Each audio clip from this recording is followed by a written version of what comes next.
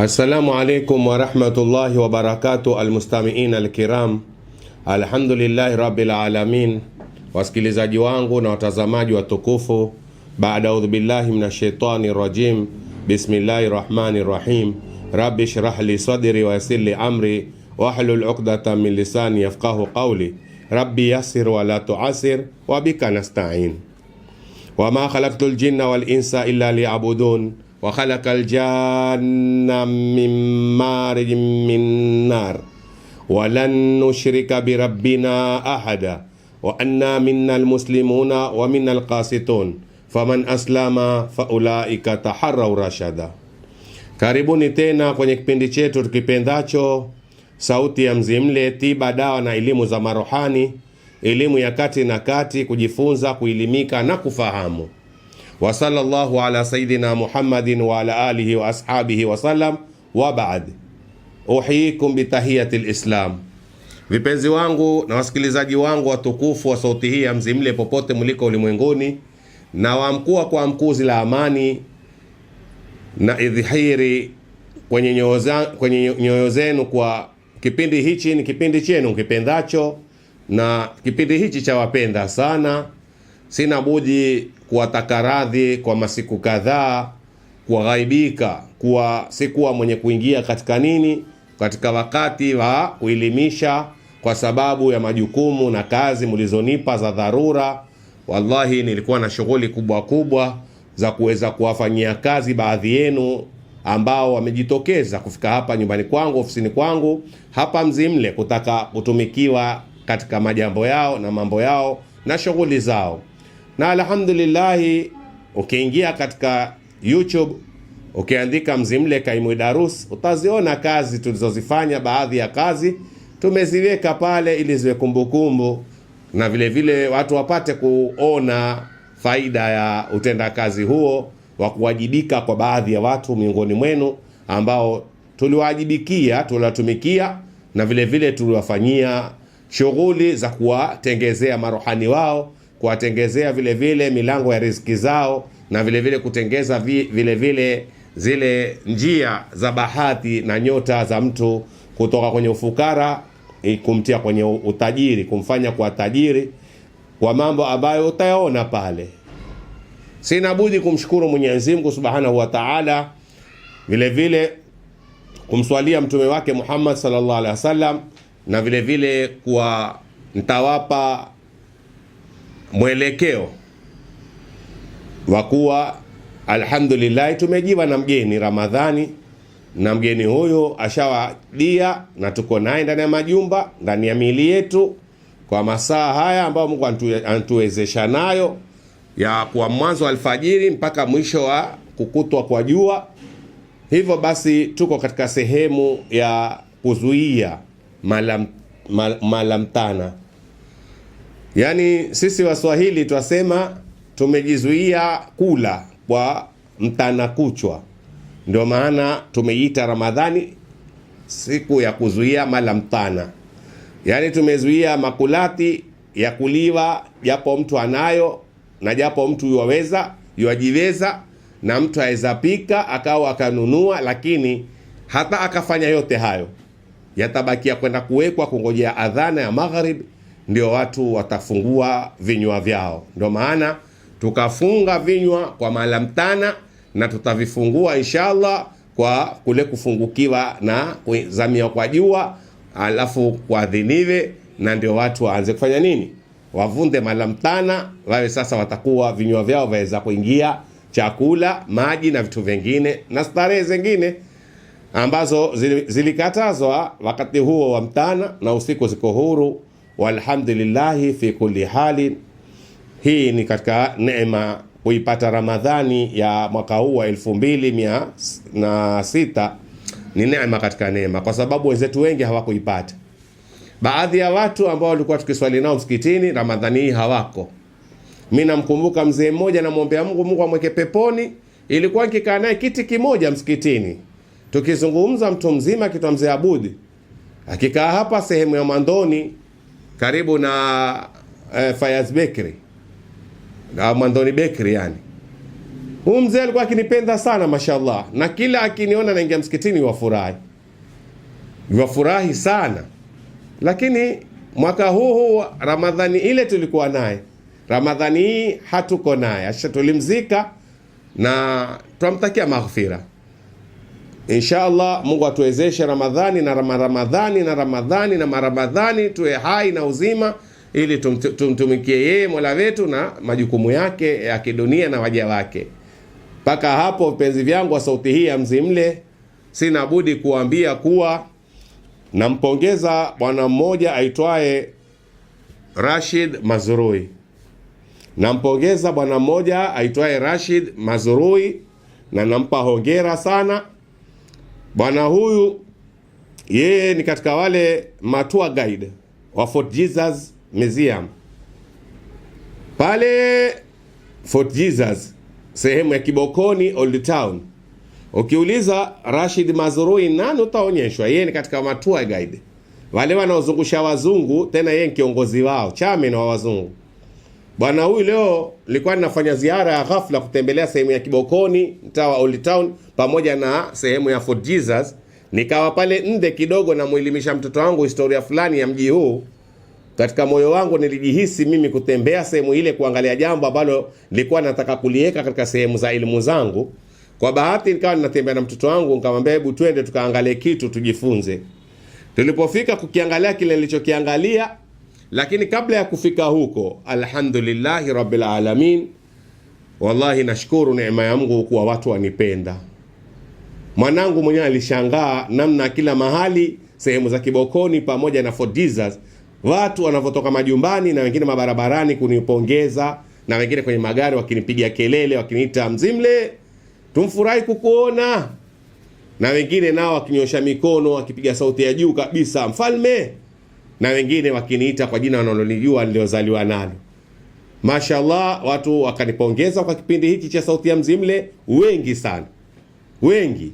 Kweli napendwa na sauti ya Mzimle, yapendwa, ni kipindi cha watu, si kipindi cha mtu, ni cha watu. Watu kweli wakipenda kipindi hiki cha sauti ya Mzimle. Na wengine wakanipa nasaha, wakanambia usirudi nyuma.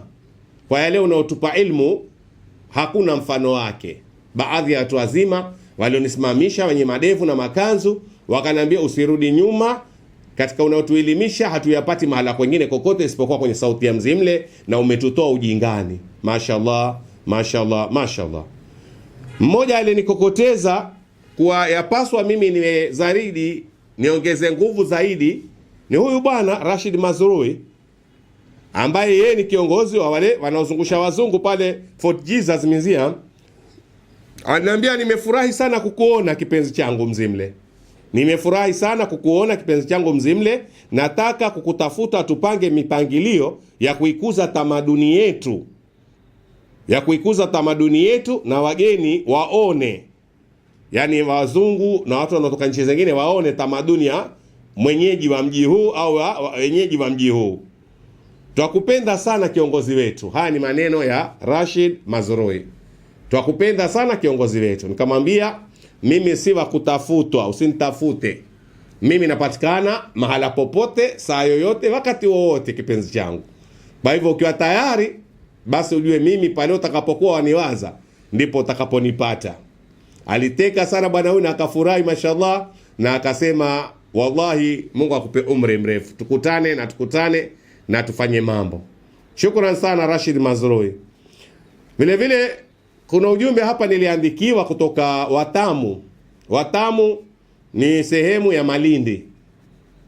Kuna ujumbe hapa niliandikiwa kutoka Watamu. Watamu sehemu ya Malindi ya Kenya.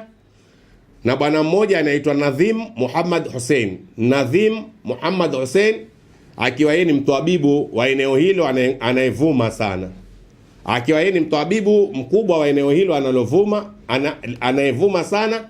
Aniandikia maneno haya kwenye simu yangu kwa message, akanambia hivi: Assalamu alaikum, vipi hali yako mtawala wa jadi? Assalamu alaikum, vipi hali yako mtawala wa jadi, kaimu wangu. Haya ni maneno ya Nadhim Muhammad Hussein akiwa Watamu ya Malindi ya Kenya. Assalamu alaikum, vipi hali yako mtawala wa jadi, kaimu wangu. nafurahi kusikia hivyo kipenzi cha umma. Asema nafurahi kusikia hivyo kipenzi cha umma, yani kusikia kwa mimi ni mzima na niko hai, yeye wasikia raha na yuwafurahi. Vile vile akanambia, mimi nimekuwa nikikufuatilia vipindi vyako kila siku kwa YouTube, hata ukiwa live pia.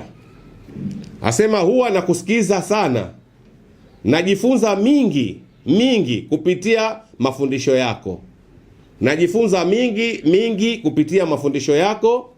Allah akuzidishie mwalimu wangu, Allah akuzidishie mwalimu wangu. Mimi asema yeye sasa, mimi ni mganga mwenye ujuzi mkubwa. Yeye sasa asema mimi ni mganga mwenye ujuzi mkubwa, lakini kwako bado najiona kama mwanafunzi. Lakini kwako bado najiona kama mwanafunzi. Umenifanya wagonjwa wangu kuwapa tiba ya kiaina yake. Umenifanya wagonjwa wangu kuwapa tiba ya kiaina yake. Shukran, sina la kukulipa. Shukran, sina la kukulipa. Haya ni maneno ya Nadhim Muhammad Hussein akiwa Watamu, Malindi ya Kenya, mtabibu anayenguruma sana katika eneo hilo la Watamu. Mashallah, Mungu amjaze kipenzi changu huyu. Shukran Nadhim kwa maneno yako mazuri, na shukran kwa kule wewe kukubali. Na nataka baadhi ya viongozi na nataka baadhi ya matabibu waganga duniani wakubali kama alivyokubali Nadhim. Wale wasiokubali ni wale wasionijua, lakini ya kupasa unikubali kwa kunisikia ndio unijue, na kisha ukubali kwa kuwa ushanisikia na ushanijua. Shukran sana bwana Nadhim Muhammad Hussein. Wallahi zidi kuwa katika usikilizaji wa sauti hii ya Mzimle katika kipindi chetu hichi tukipendacho, kisichokuwa na mfano wa kipindi kingine chochote cha mtu, ila chenye masikivu na chenye elimu ya kutosha ya kati na kati, ambayo elimu hii kila nipitako watu wanaambia wallahi elimu yako ni difference na elimu za watu wengine. Wala fahar, wala sijisifu, wala sitaki kusifiwa, ila wenye kusifu wasifu kwa kuwa wao wenyewe wanaona kuna mahala pana sifa, na zisiwe sifa za Mungu lakini za kibinadamu. Basi ikiwa zitakuwa za muendea mfalme kaimu, kiongozi wa maruhani duniani na mtawala kwa kiti bendera na pete, Nabii Suleiman bin Daud, hii ni katika fawaidhi yake, hii ni katika jaza yake, hii ni katika shukrani kuu ya wanadamu kwake kwa kule kunikuza, kunilea na kunipa ilmu ambayo itakuwa ni yenye kusikizwa, yenye utafauti na elimu zingine. Hivyo basi sina mpinzani wa kusema kuwa yeye labda ataka kushindana awe namba moja, mimi niwe namba mbili. La, nitabakia kuwa namba moja kwa sababu sina mpinzani, na elimu hii itabakia katika sauti ya Mzimle daima. Kila atakaye jaribu vyovyote, msikilizaji wangu wa sauti hii ya Mzimle, jaribu vyovyote, nikiwa katika live, nikiwa hewani, usikose kipindi cha sauti yako ya Mzimle. Utapata ya kuelimika ya kati na kati. Vile vile jaribu, kiwa umekosa kipindi kwa bahati mbaya na dharura zilizoko, uingie YouTube, uandike Mzimle Kaimu Idarus, alafu search, itakuletea akaunti yangu zenye darasa zote ambazo ukuzipata kuzisikiza utazisikiza, pamoja na TikTok, huko pia utanipata kwa maili matatu, ili unitafute kwa namba yangu ya simu ambayo iko kwenye kioo hapo. Si kwa elimu tu, hata kwa kusaidika kwa matatizo yenu ya kibinadamu, kwa vile mimi ni mtabibu, natibu matatizo yote, natengezea watu mambo yao yote, na vile vile natengeza marohani wao, pamoja na kuwafunga matatizo yasiwafikie kwenye uwezo wa Mungu insha Allah, na Mungu ndiye muweza wa kila jambo. Vipenzi vangu wa sauti hii ya Mzimle, kwa kupata nafasi tuliopewa na Mungu muweza, manake hii nafasi si ya mwanadamu. Wenzetu hawakuipata Ramadhani, sisi tukajaliwa kuipata. Basi kwa kule kuipata ni fusha au fursa, na au vile vile tutasema ni wakati untukubali kutoka kwa Mungu kuwa tuko hai na tutaweza kufanya nini? Uitumia nafasi hiyo. Hatuna budi kuitumia nafasi hiyo kwa somo letu la leo, somo linalosema magonjwa na Ramadhani. Magonjwa na Ramadhani. Naam. Magonjwa yako, kuna watu katika mwezi mtukufu kama huu wa Ramadhani waugua kama miezi mingine, na kuna wengine walikuwa hawaugui miezi mingine, ila Ramadhani wataugua. Ila Ramadhani wataugua kwa sababu Ramadhani mbali ya kuwa imesemwa, ushaelewa haya ambayo nitayasema kisha nitayafafanua, ila Ramadhani ni sehemu mojawapo ya mtu kupewa tiba. Ramadhani ni sehemu mojawapo ya kupewa tiba. Ndipo pale baadhi ya watu walinipigia simu wakaniambia Ramadhani yaingia, je, kutakuwa na sauti ya Mzimle? Na je, watibu watu Ramadhani? Swali lilowauliza, kwani yani nisifanye kwa sababu ipi ile? Nisitoe darasa, nisitibu watu, kizuizi nkipi? Ikiwa labda pengine ingekuwa namtumikia shetani, Ramadhani huwa amfungwa. Kwa hivyo yuko kwenye nini? Kifungo, hawezi fanya kazi. Na mimi, baina mimi na shetani ni baina al-mashariki wal magharibi. Chelewa, ni vitu viwili visivyo kaa pamoja. Kisha isitoshi, shetani hayuko Ramadhani kwa sababu ni mtenda maovu. Amfungwa kuzuia nafsi za watu zisiangamie nyingi, zipate nafasi ya kufanya nini? Ukombozi. Lakini utabibu ni udaktari. Utabibu ni kutengeza haja za watu na mambo yao, na utabibu vile vile ni kumwokoa mgonjwa katika maradhi yake, asije akafikiwa mahali yakazidi yale maradhi au akapotea akawa mwenye kufanya nini? Kukufa. Sasa tutaingoje yapi Ramadhani kwa kumngojea mgonjwa? Kwa wewe Ramadhani inaingia, sikutibu, tulia kwanza Ramadhani iishe. Ulisikia lini wewe hata hizi hospitali za kidukani au za ninavyosema mimi za kizungu, ulisikia lini Ramadhani kuna hospitali mfungwa? Kwani ifungwe na watu waugua? Na huenda Ramadhani watu wakaugua zaidi kutokana na joto la Ramadhani, kutokana na vyakula vinavyoliwa katika mwezi mtukufu wa Ramadhani, na vile vile kutokana na nini? Kule mtu kuzuia mambo ambayo hakuzoea kuyazuia. Mojawapo ni kula. Kwa wenye sukari huwa wasumbuka sana, wakiwa wao watakiwa kila saa wale wadone. Sasa wamfunga mtu hawezi dona, yabidi jioni ikifika awe mwingine pia. Awe sasa alipandisha, alitibua, aliweka wazi lile gonjwa ambalo lilikuwa lilimfitikana. Ushaelewa? Kwa hivyo ikiwa utabibu na udaktari wetu na mambo yetu ni udaktari, hakuna sababu yoyote ya kuwa Ramadhani watu hawafanyi kazi au Ramadhani watu hawaingii live ya sauti ya Mzimle kwa sababu ya kuwa pengine tuhitilafiana na yale ambayo yatakiwa na Mungu. La, hapa Mzimle hatuhitilafiani na amri za Mungu na mambo ya Mungu. Sisi tuyafanyayo, tuyafanya yakiwa ni ya Mungu na ndia zake, na vile vile kufanya nini? Kufanya tiba za kisheria zinazokubalika na Mungu na mtume wake sallallahu alaihi wasallam, na vile vile ndia za kienyeji za kumkomboa huyu akiwa pia kwenye saumu, akiwa amfunga yale atakayokuwa yampata, basi baada ya kuwa amfikiwa na wakati wa kufungua muadhini, pia apate tiba ya kujitibu lile gonjwa ambalo pengine kesho laweza mzuia asiingie kwenye saumu. Hivyo basi kazi yangu ina umuhimu sana, sauti yangu ya Mzimle ina umuhimu sana, isiwe na kikomo mahala popote kuwa labda kuna kipingamizi au kuna jambo halifai katika mwezi mtukufu wa Ramadhani. Kwa hiyo basi, kwa sababu ni udaktari, kwa sababu ni utabibu, kwa sababu ni kutengezea watu mambo yao, na vile vile ni kuzuia mabaya kwa watu, basi hakuna budi kuwa katika mwezi huu mtukufu wa Ramadhani twahitajika kuingia katika nini? Kuingia katika kazi, kuwakomboa na kuwatengeza, vile vile na kuwazuia watu saumu zao zisiwe zenye nini? Zisiwe zenye kuingiwa na mazito ya maradhi au kuugua, au vile vile mtu kushindwa kuingia kwenye saumu ya faradhi kama hii. Kwa sababu hiyo saumu hii ikipita impita, si kama saumu nyingine. Ramadhani yaja mara moja kwa mwaka, si kama saumu nyingine za sunna ziko kila wakati. Kila mwezi kuna saumu zake, kila wiki kuna saumu zake za sunna, lakini Ramadhani utaipata wapi katika mwaka baada ya mara moja? Mwezi uliofaridhiwa ni Ramadhani peke yake, utaipata wapi? Kisha useme nikikosa sasa, inshallah mwezi ujao nitaifunga Ramadhani. Huwezi ifunga mwezi ujao mpaka mwaka ujao, tena kwa kuandama kwa mwezi uonekane kwa mwezi umeingia katika nini?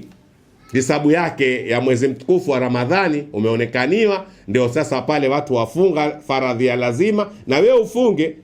Sasa katika kufunga saumu kuna magonjwa. Mnaonisikiza vipenzi vyangu wa sauti hii ya Mzimle, na vile vile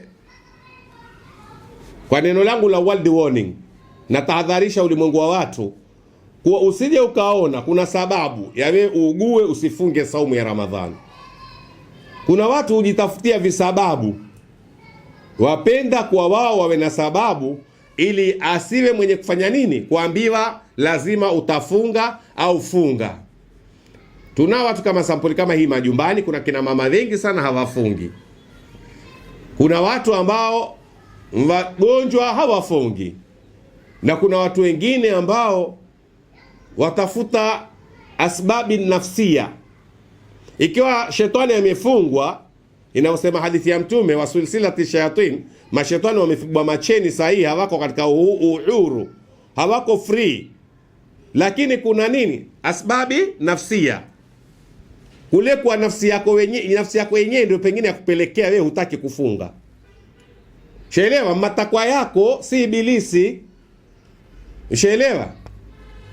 Na nafsi yaweza fanya hilo kwa sababu Qur'ani imetangulia kusema inna nafsa la'amarati bisu. Nafsi yaamrisha mabaya. Ni chombo cha kumwamrisha mtu mabaya, akikifanya nini? Akikitendekeza. Kuna watu wenye kuzitendekeza nafsi zao. Pale wewe itendekeza nafsi itakuwa nafasi ya kukwambia kuwa wewe hili la kufanywa ni zito au ni gumu au ni jambo ambalo hutoliweza. Hebu jibinafsishe. Kujibinafsisha vipi? Yani jiweke kando na watu, jifanye private, kama wewe si pamoja na wao. Waate watu duniani wafunge, wewe sema waumwa, wewe sema huwezi, wewe una dharura, wewe usifunge.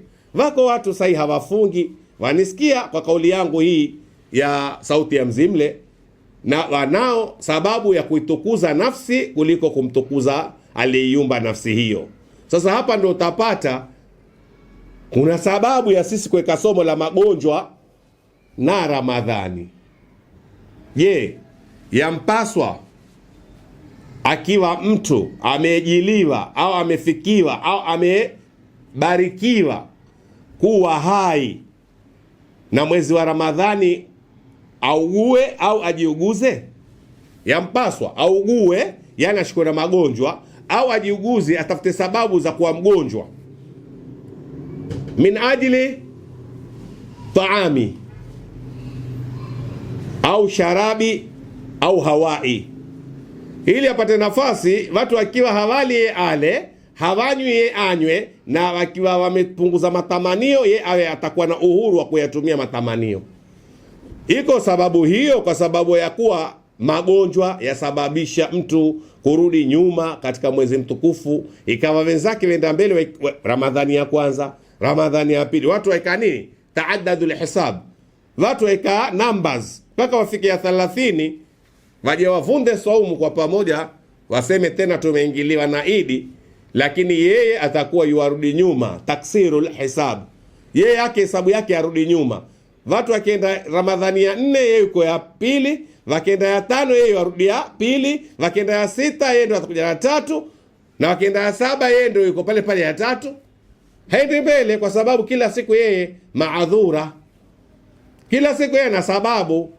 Mimi wajua leo siwezi kufunga, mimi hivi, mimi mgonjwa, mimi iwe ni magonjwa yaliyokuja, si magonjwa ambayo wewe uyatafuta au uyafanyia nini?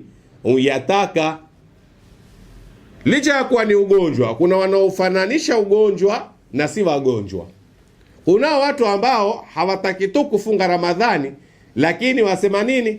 Mi mgonjwa. Huku ni kufananisha. Wewe hujawa mgonjwa kweli, kwa sababu aliye mgonjwa kweli yuajulikanwa. Si kwa wanadamu, sisemi uogope binadamu, kwa Mungu yuajulikanwa. Na vile vile aliye mgonjwa kweli hukosa nafasi ya kujistarehesha, kwa sababu magonjwa yake si kula tu. Wewe mgonjwa lakini wala tu, lakini sasa mgonjwa gani wewe ambaye wala tu? Mgonjwa kweli hali tu ula dawa, akaonekana yuala dawa, au yuko hospitali ampanga foleni angojea kumwona daktari apigwe masindano. Wewe huendi hospitali kupigwa masindano, wala wewe huli dawa, wewe wala chakula tu. Haikuwa ni sababu hii, pengine unjitakiza au pengine unjipendeza au pengine umjivekea. Sasa nazungumza na wale watu ambao kwa onyo langu la kuwakanya watu duniani, na kanya binadamu kwa tabia ambazo wewe waweza jipa tabia ya kujitakia, na ukaona ni sababu ya kukimbia amri ya Mungu au kukimbia hiyo saumu iliyokuwa ya lazima.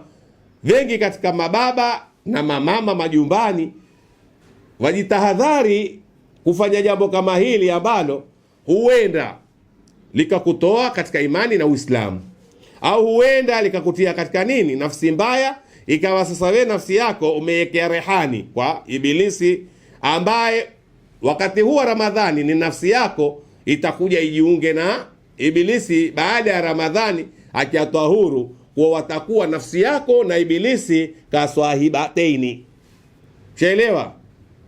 Watakuwa kama marafiki wawili walio toka mahala pamoja. Sasa ukianza kuizoesha nafsi kumkataa Mungu, basi utakuja ipa nafasi nafsi imtake nani asiyekuwa Mungu, naye ni Ibilisi. Naye ni Ibilisi. Kwa nini ni mtu wa kuvumilia au kusubiri kwa muda huo wa masaa ambayo ni wakuwa kwa adhini wa alfajiri ya mwanzo kupamba ukiwa na siku mpaka kutakapozama jua la jioni, kuwa kutaadhiniwa tena watu waingia kwenye nini, waingie mala mtana wale tena hapo mala ya usiku, na vitu vingine ambavyo wewe pengine huna subra navyo, kumbe ni rehma kwako, ni baraka kwako, vile vile ni ndia ya wewe kufungukiwa jambo lako. Kiwa una nia kweli na saumu hii ya Ramadhani, basi utapata ulitakalo kwa Mola wako. Na wengine huharibiwa nia za Ramadhani na wake zao majumbani. Nyinyi nazungumza na nyinyi kina mama mnaonisikia kwa sauti yangu hii ya Mzimle. Huenda ikawa nyinyi ni sababu ya mume kufunga akashindwa kuwafuturisha, sababu nyinyi kina mama mna maadha mengi ndani ya majumba. Mwaleta magonjwa ndani ya majumba, mwaleta maudhiko ndani ya majumba, vile vile mwaleta taklifu. Kutaka kumkalifisha mume lazima kama mfunga ale chakula cha mtu wa nyali, si chakula cha mtu wa Kisauni. Sasa hapa kuna tofauti ya mwenye nyali na mwenye Kisauni. Lakini mumeo wewe wa Kisauni lazima gani? Lazima kama uwezo wake samaki robo mtaganywa vipande, kila mtu kipande chake kimoja kimoja. Yule wanyali akila samaki mzima, yeye ni nini? Yeye ni wanyali, wewe wa Kisauni. Kwa hivyo wewe wamwambia kabisa mume wako, leo tuko kwenye saumu, hatutaki ndaa hapa. Kwa hivyo nenda, hata kama ukaombe zaka, hata kama ukatoa zaka pia bado. Sasa utawaona wanaume siku hizi wakosa hata haya, wako mpaka kwenye masimu na ma-TV waomba. Kwa yeye ana familia, ana mke, ana watoto, kwa hivyo asikataliwe, akumbukwe popote duniani. Na kila kiongozi, kila mtu, na tena wakimsahau utajua cha mtema kuni. Maana yeye nyumbani hawezi kwenda bila futari. Haya yote yatokana na nini? Wake majumbani, mabibi majumbani, waleta magonjwa ya kinafsia, wazitia nafsi maradhi. Sasa huyo baba wa nyumba aweza akaamka siku nyingine akasema leo tusifungeni kwa sababu tukifunga itatakani wafutari na mimi sina. Kwa hivyo kuna sababu ya watu kufanya saumu ya Ramadhani hata kama kwa kisirisiri, nyumba zingine zisijue, kisha wakaenda wakafungua na watu mitaani na misikitini kama kwa adhiniwa, watu wakajua watu wamfunga. Kumbe wengine wenzetu hawakufunga sababu walihofia futari.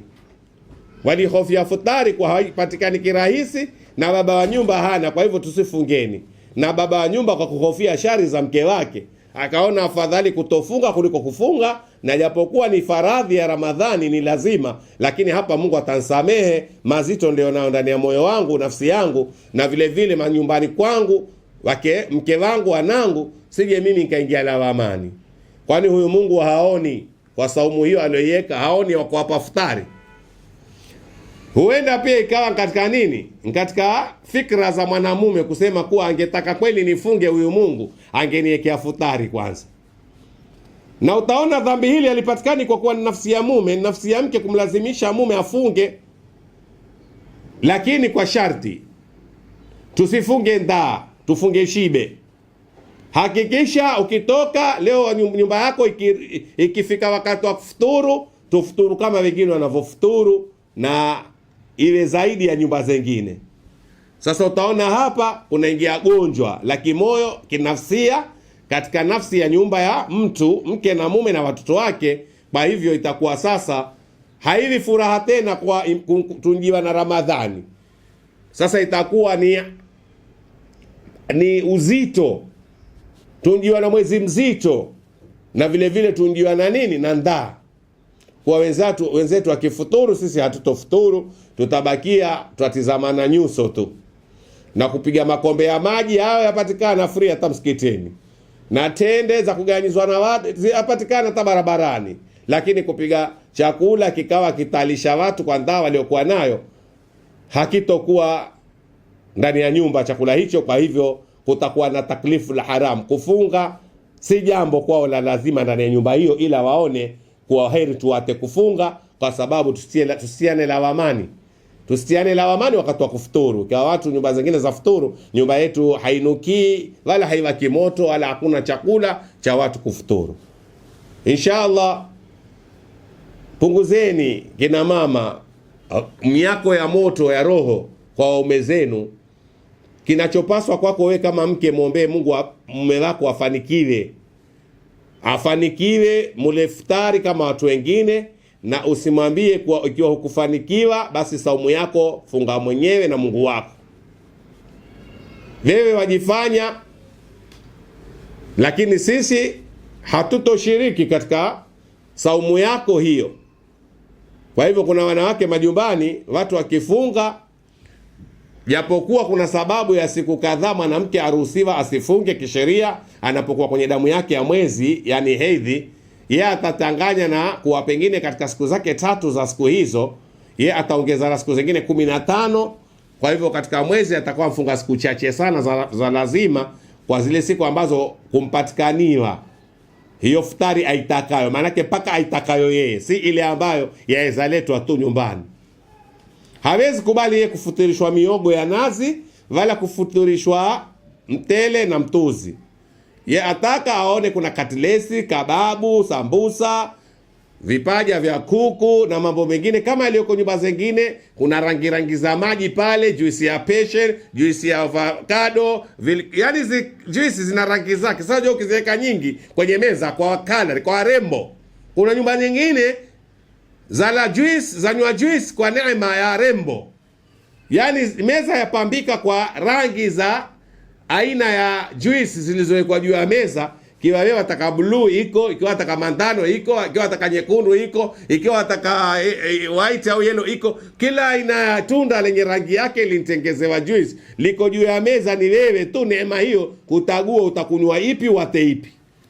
Sasa wao wakiona kina mama mambo kama haya kwa nyumba ambazo zina neema zake, wengine huingia na nini, ule ubinafsia, huingia na zile nafsi za kuwa mbona wale wafuturu vile, sisi twafuturu hivi, au wao ndio wajua kufunga, si hatujui kufunga, au wao wafunga rili, si twafunga feki. Kuna saumu ya rili na kuna saumu ya feki. Ya rili Mwenyezi Mungu yoibariki, sio ikawa na rangi za kila sampuli za fruit na juice, mbali na vyakula vya kila namna venye nini, venye kutia hamu ya kumwezesha mtu kuzidi kufunga Ramadhani. Hata ifikapo ile Ramadhani ya mwisho, wengine hawahuzuniki wala hawalii kwa sababu Ramadhani yaondoka bwana. Wahuzunika na walia kwa sababu maakulati yaondoka. Chelewa. vile vyakula ambavyo vilikuwa havipikwi Ramadhani vikapikwa Ramadhani, Ramadhani ikiwa enda navyo. Kwa hivyo havitopikwa tena ndani ya majumba yao. Kwa hivyo wakawa wengine huzuni zao ni kuwa walilia nini? Hawalilii kwa pengine Ramadhani yatuacha, katilesi yatuacha, chelewa, sambusa ya nyama yatuacha, mkate wa mayai watuacha, na vingine na vingine na vingine. Sasa tuingia katika nini? Tuingia vyakula vya kawaida kama tulivyokuwa mwanzo. Sasa hapo utapaona mahali pengine maskini upata nini? Jito. Maskini upata jito, yani utoka utia zongo, akaona tajiri anavofuturu au anavofuturisha nyumba yake, lini naye atafuturishwa kama tajiri? Au lini naye nyumba yake itakuwa kama ya tajiri? Na kwa nini awe maskini kila siku? Na kwa jiani Ramadhani za kila siku, kwa nini Ramadhani zaja tu? Na kwa wengine zaja zikiwa na neema hizo, furaha hiyo, na kwa wengine zaja zikiwa na hasara hiyo na maudhiko hayo, ya kuwa hata pengine saa nyingine kuna nyumba ya futuru mkate wa boflo pengine na kijimaji cha chai ya sturungi wanavyosema nyanya zetu, chai kavu, chai nyeusi ya majani. Kwa mtu atapiga mkate wake wa boflo, hauna hata siagi wala jam wala hauna kitu chochote cha kurembesha, lakini apate na kinywaji cheusi, chai kavu anywe, kwa yeye bora asife tu. Na kwa nini asife tu? Wengine kule wa hai tu. Kwa nini neema iko kule huku haiko? Hapa ndio mahala utaona paingia magonjwa katika mwezi mtukufu wa Ramadhani wa kinafsia. Kuna watu wako out of mood katika kufunga, wako out of mood, yani waifunga Ramadhani kwa kukosa budi, lakini hawana haja nayo. Hawaisherekei kimoyo, waisherekea kimisikiti, kwa sababu misikitini kuna maneno mengi, kuna adhkari nyingi, kuna sauti nyingi za tarawih. Wao washerekea kwa kusikia sauti tu ya Ramadhani, lakini katika masala ya kuwa wao wataneemeka kama walivyoneemeka wale ambao Mwenyezi Mungu awaneemesha, kwao hilo hakuna. Kwa hivyo watadhoofisha nafsi zao kwa kuidhoofika Ramadhani yenyewe. Kwa hii Ramadhani haina maana wala haina umuhimu kwetu.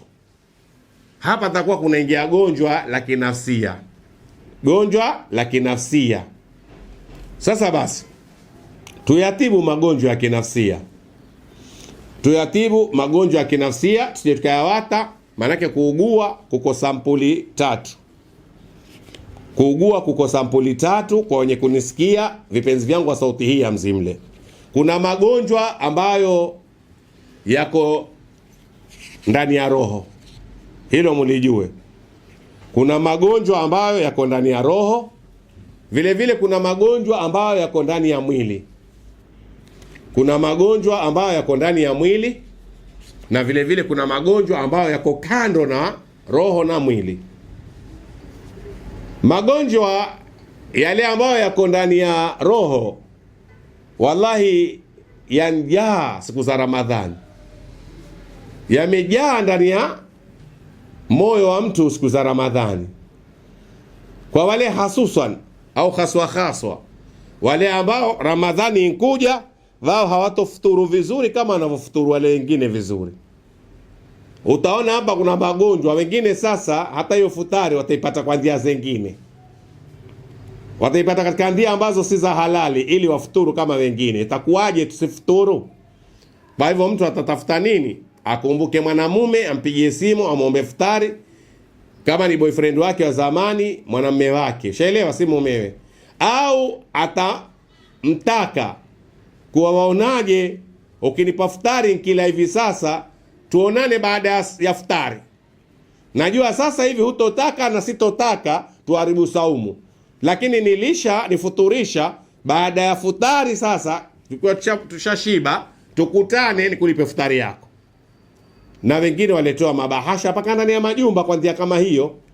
Kwa sababu hiyo hatusemi kuwa maskini wawaharibia, mfalme Kaimu wawaharibia watu riziki zao. Sasa wafanye nini? Hao hawana mpaka wapate kwa njia za kupata, na yeye wasema kwa wasipewe kwa njia hizo. Sisemi wasipewe, si hasidi wa nafsi za watu, mimi wapewe katika njia za haki na njia ambazo si za kulipa naftari. Katika neno langu la world warning, na tahadharisha ulimwengu wa watu, nyinyi wenye kutoa futari, toeni min wajhillah. Wapeni watu futari katika kutaka radhi za Mungu, si katika kutaka kitu ndani ya mwili wake mtu. Kwa wewe utandhoofisha nafsi yake mwanamke kwa kumwambia kuwa ukishiba wakati wa adhana, basi utanishibisha wakati wa nini? Wa ikama. Sasa hapa kunaingia jambo kwa yeye ni lazima apate, kisha na wewe pia ni lazima upate baada yake. Haya maradhi ya kinafsia usitoe kwa ajili ya kutaka jambo kwa mtu, toa kwa ajili ya wajihila, kwa ajili ya kutaka radhi za Mungu. Wewe utoa, hutaki kitu kwa mtu isipokuwa radhi za Mungu na thawabu. Haya magonjwa ya kinafsia ambayo yaingia katika mwezi mtukufu wa Ramadhani. Kwa sababu hiyo Ramadhani kuna sababu ya watu kupewa, basi kuna na sababu ya watu kupata kwenye kupewa. Kwa huyu siku zote ilikuwa sina sababu ya kumpa, ndio alikuwa sipati kitu kwake. Lakini sasa antaka nimpe, nitapata kitakacho.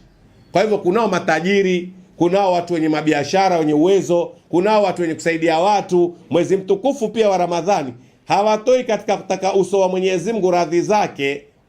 Shaelewa? Wataka jambo ambalo alikataliwa katika mwezi usiokuwa wa Ramadhani, alipate katika mwezi wa Ramadhani. Hii ni hasara kubwa. Hii ni hasara kubwa kwa wewe mwenye kutoa, kwa sababu ya kuwa hukupata radhi ya Mungu. Pili, umfanya nini? Umfanya baya. Ushaelewa? Ulipa nguvu jambo ovu kwa yule mwanamke, kila ukimpa ndipo atakuwa na moyo wa kukupa kile ukitakacho. Basi wapewa kipi? Ushaelewa? Wapewa kitu cha mke wa mtu, au wapewa kitu cha mwanamke ambaye pengine si mkeo. Ushaelewa? Lakini wadai nasaidia, na mwezi mtukufu huu lazima tuwasaidie wasiojiweza. Hasa huyu hajiwezi kitupu, hajiwezi kinini. Wamkalifisha katika nafsi yake, kwa kuwa akikataa kutokuwa au asipotaka kwako, basi na yeye Ramadhani yake atakula hiyo mihogo ambayo ya kufanya nini? Ya kuchomwa na makaa ya moto, au atakunywa hiyo chai sturungi, hiyo chai rangi nyeusi ambayo wenzake Ramadhani wanywa chai za rangi. Ushaenda Pemba Hakuna mji na upenda duniani kwa Ramadhani kama Pemba. Hongera watu wa Pemba. Chai zapikwa kwa rangi, si za majani. Kuna maua ya purple, kuna maua ya pinki, kuna maua ya rangi ya yellow. Zote hizo chai, ona mabuli matatu, kala tofauti. Chai isiyokula mtu damu, isiyomkausha mtu damu, wala isiyompunguza mtu limit ya damu yake. Majani yakausha damu. Lakini maua yenye nini? Yenye nafaka ndani yake, yenye nini? Yenye nguvu ndani yake, na vile vile yenye nini? Yenye kutibu, yanajenga mwili na kuupa nguvu, afya mwili wenyewe. Sasa utaona watu wana neema za chai kila sampuli. Wewe huwezi kuzipata rangi hizo za rembo ya chai. Wewe utapiga hiyo nyeusi kama Mwafrika. Utabakia kuwa Mwafrika kwa rangi na Mwafrika kwa chai. Madamu Mwafrika mweusi, basi kila kitu chake kiwe cheusi. Atadhikika mtu kwa umaskini wake. Sasa utampatiliza kwenye nini? Kwenye wakati wa haja ya umaskini wake. I'm warning you. Na watahadharisha matajiri na wenye uwezo wa kutoa, hata wale ambao maskini lakini wafanya kutoa. Si tajiri anayetoa, hata maskini watoa. Kuna maskini wa kawaida ampa maskini yule ambaye mva level ya chini. Kwa wewe uletewa majani, wewe mwenyewe majani uletewa ya chai ya kupewa. Unazaka wapokea za chakula magunia kila mahali tofauti.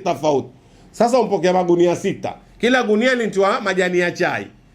Sasa unaona haya majani mingi yatakaa bure kwangu. Siwezi yatumia yote. Sasa wayatukua majani yale kumpelekea ambaye hana hata majani moja au kifuko kimoja cha majani. Lakini kwa masharti. Kwa ukinywa hii chai, inshallah basi na mimi pia ninywe kitu katika chai yako. Ingiza chai mwilini na mimi nitaingiza maji ya hisia zangu mwilini kwako. Sasa watu warundikwa ndii maji, chai maji, hisia maji. Mtu huyo atakuwa binadamu? Si ndio kutatokea siku ya pili mtu saumu ikatae? aone pia nitasema ninafunga pia, bora mpawe chai.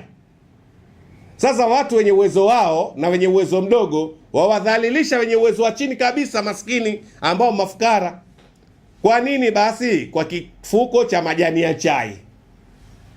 Licha ya kuwa pengine mabandali ya vyakula yanayoletwa na magunia ya michele, kuna zaka nyingine neema. Jana alikuwa ninakaa mahali hapa nje kwangu barabarani, kaona kuna gari nikuja imbeba vitu vya kutoa majumbani kwa watu maalum katika eneo hili la mitaa ya Mwandoni. Kikao cha teremsho kibandali, nikamwambia yule alikuwa ninakaa naye, wallahi hii sikuona hata siku moja katika utoto wangu. Huku sasa ni kule kumfanya mtu wamtoa nini zongo, wampa mwenzako kigunia ndani kina nini, kifuko kimoja cha unga ngano, kifuko kimoja sijui cha unga zima, sukari kilo moja, mchele kilo mbili, sijui nini, kidole cha mafuta robo. Wallahi hata alikuwa nasikia kulia. Nikasema ikiwa mtu yuwafunga kwa siku 30 na ikiwa ndani ya nyumba yake pia kuna watu 30, haya kigunia kile chenda mtosha nani kwa siku moja tu? Mpaka wafanye watu wa nyumba hiyo watafute tena au wanunue waongeze, ndio kuongezeke nini? Kuongezeke chakula cha kulisha nyumba nzima. Sasa nyinyi mnaotoa vidude hivi, poleni, lakini poleni sana, lakini yabidi munisikie kwa sauti yangu mzimle. Mwawadhalilisha wenzenu bwana. Na hawa wanaopewa vidude hivi wangekuwa na umoja, wangevikataa. Kila kinapopelekwa kwenye nyumba kikiingia, yule baba wa nyumba au mama nyumba akikitoa akakiregesha pale barabarani kabla gari haijaondoka, akamwambia asante. Waleta ugomvi sasa. Iko nyumba moja watu washagombana. Kulipelekwa kigunia kikawa na vitu kidogo. Baba akaambiwa hizi hazitoshi, ongeza pesa tuongezee ili nyumba nzima ile. Akasema mtakula hizo. Haya maneno mpaka baba na mama wakati anafiani. Pigana watu kisawa sawa kwa sababu ya kigunia chako cha unga asima robo, unga ngano robo, mchele robo. Sasa wenda mpa nani? Kama ilikuwa huwezi kutoa, una ulazima gani utoe? Simwate wenye kutoa. Mimi niliona wakati nilipokuwa mdogo mamangu akinituma naenda kanitukulia amana zangu, akinituma kwa bwana mmoja aitwa Salim Ibrahim Juma Balo. Huyu ni babu yangu ambaye alikuwa balozi katika nchi ya Kenya, alikuwa balozi wa nchi ya Iran. Sasa yeye alikuwa na tabia mwezi wa Ramadhani yuatoa zaka za vyakula na pesa. Sasa akinituma mamangu, Mungu amweke mahali pema peponi, huyu Salim Juma Ibrahim, au Mungu ampe malipo makubwa sana. Yeye na mwanawe yule aitwa Anisa, mtoto wa kike aitwa Anisa, mwanawe na babake walishirikiana na mama yao. Mashaallah. Ilikuwa lazima uende na mkokoteni wako. Usende wewe kama wewe utashindwa kubeba. Nenda na mkokoteni, kwa sababu kila kitu utakachopewa pale si kifuko cha kilo moja wala robo kilo, ni gunia au bandali au kama ni mafuta geleni. Kila kitu utabeba kitu kizito. Huwezi kukibeba kitwani mpaka ukitie kwenye gari la rukwama, yani huo mkokoteni uburuze, au kama una gari la nyumbani likabebe. Lakini kikija kikiekwa chakula ndani ya nyumba, kwa hii ni zaka inatoka kwa fulani ya mwezi wa Ramadhani, pamoja na kibahasha chake kimbeba pesa karibu 20,000 30,000, wallahi ni'mal abdu, wallahi waneemeka. Hauna kwenda kutafuta tena zaka mahala kwengine, wala hauna watu kupigana kwa sababu chakula hakitoshi ndani ya nyumba. Mwawapa watu vita, mke na mume, mwaleta fitna.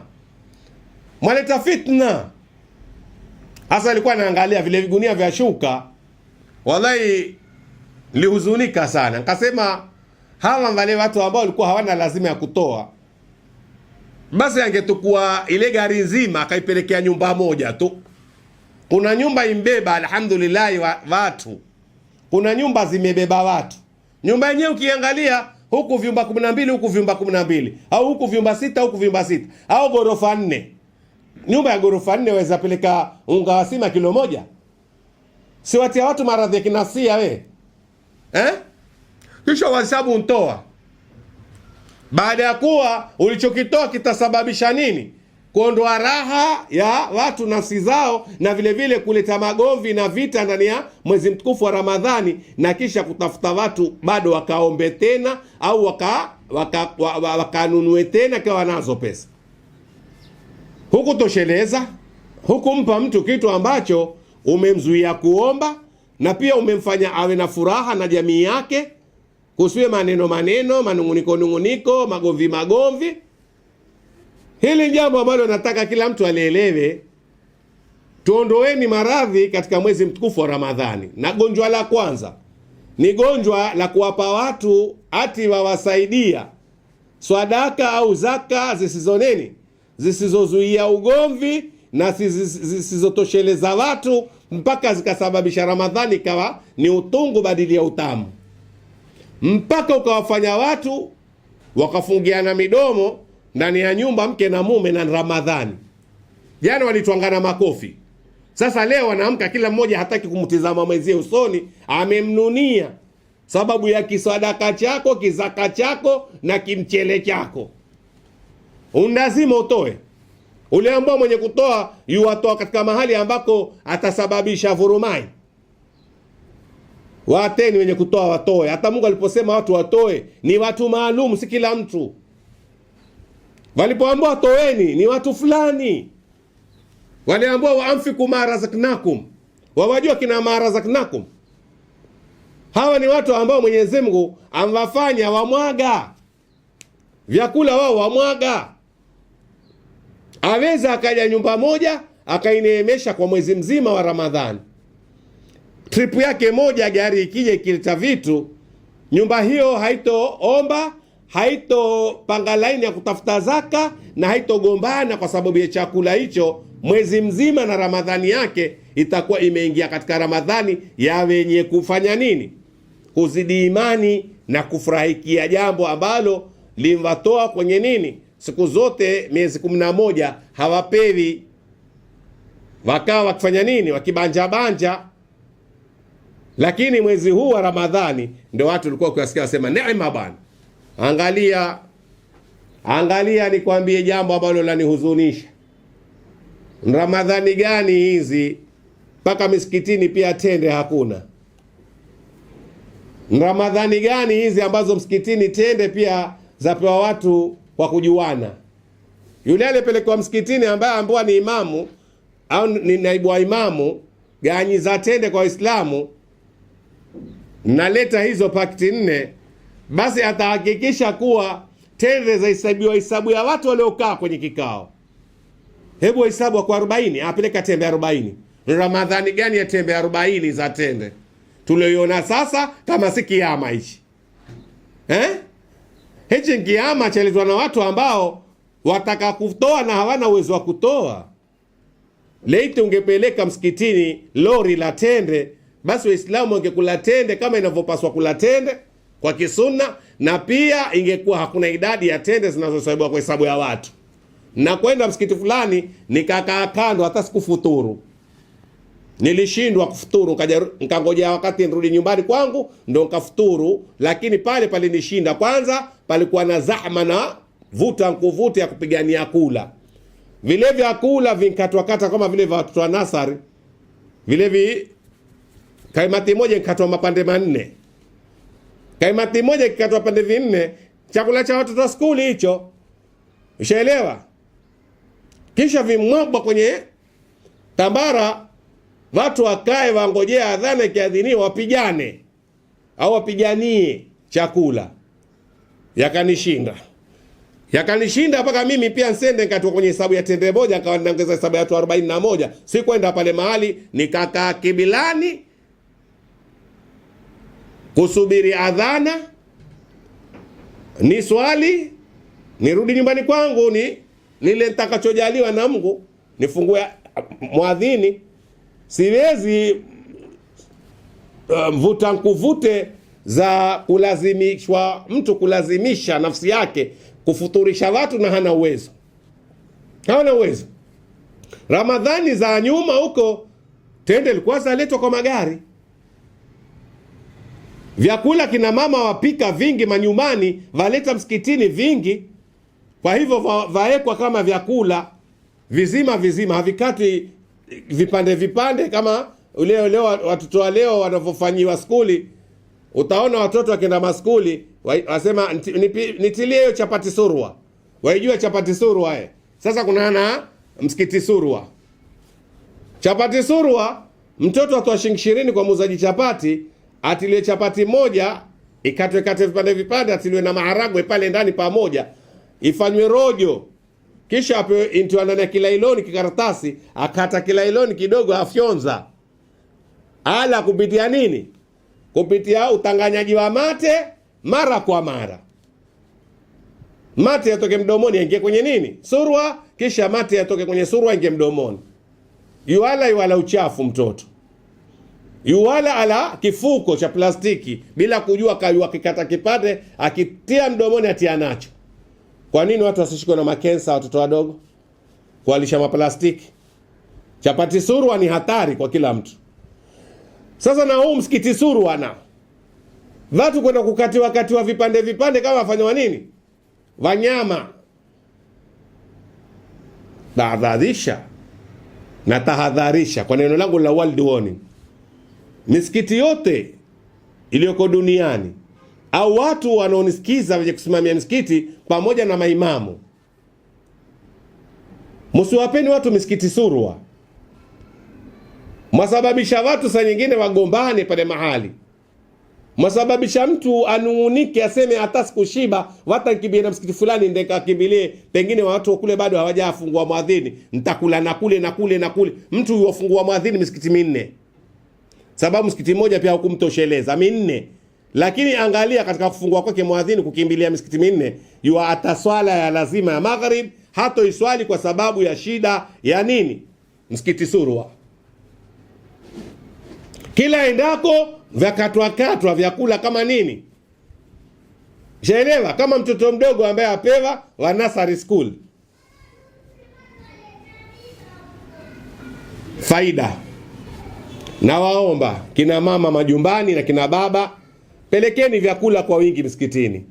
Kila mwenye uwezo wa kufanya atakachofanya apeleke katika msikiti ulio karibu na yeye, akiweza misikiti 2, 3, 4, ili hawa watu maskini wenye kuata swala ya lazima wasiswali magharib kwa sababu ya kutafuta msikiti surwa, atafuturu hapa akimbie pale akafuturu na pale na kule, kwa sababu anandana mahali anapofuturishwa, aondeshwa, agusishwa, arambishwa tu, hafuturu kama vile zamani. Zama za wazee wetu, sisi tukiwa vijana tuliaona neema, waweza kula msikitini nyumbani ukakataa kula. Waweza kula msikitini nyumbani ukakataa kula kwa sababu ulichokula msikitini hata nyumbani hakuna. Hakuna nyumbani hakikupikwa. Lakini kuna mtu mwema ampika aleta msikitini, kama yeye atakavyokula na nyumba yake, yani familia yake, pia msikitini na wengine wale. Wawapi watu kama hao? Wawapi watu kama hao? Watu wa kutoa kisawasawa min ajilillahi liwajihillahi, kwa ajili ya kutaka radhi za Mungu. Wawapi? Watu wagumu sahi. Watu waovu. Watu waifanya hii misikiti mpaka ifanya chapati surwa pia, kama vile watoto wa skuli ya nasari. Na vile vile watu wafanya majumbani, watu wapigana kesho kwa mgiwa saumu za nini? Nunankunune. Chaelewa? Wewe ukijua mimi najua usubuhi mke na mume hawana maneno mazuri bwana, wala hawana sura nzuri. Sababu ya wewe kupeleka nini? Kupeleka kigunia chako ambacho kileta fitna. Sasa uliambiwa Ramadhani ni fitna, au kila mwenye kutoa atoe kwa ajili ya aongeze fitna. Kutoa kwako kuwe ni sababu ya kuondoa fitna, na kutoa kwako iwe ni baraka kwa kila mwenye kula na mwenye kufanya nini? Kujaliwa kuipata baraka hiyo.